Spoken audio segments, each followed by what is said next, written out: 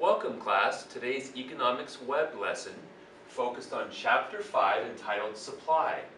We now shift our focus from the consumer, as shown in chapter 4 with demand, to the producer or seller of a good or service. It is important to think from the perspective of a business owner. Now with the law of supply as shown here, as price goes up, quantity supplied also goes up. This shows that suppliers will offer more at higher prices than lower prices.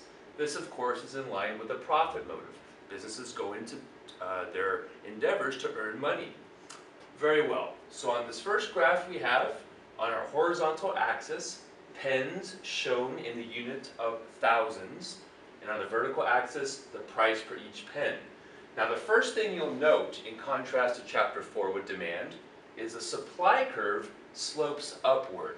The demand curve always slopes downward, as you learned.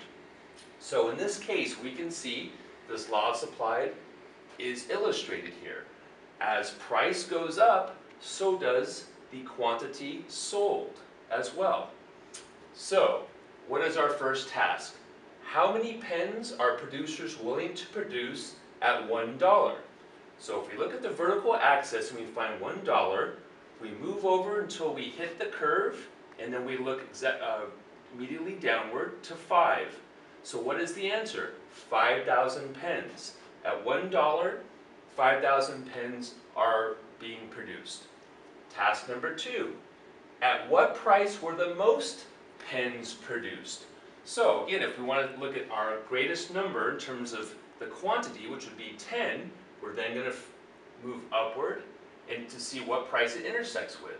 If we look to the left, we'll see that intersects with $3.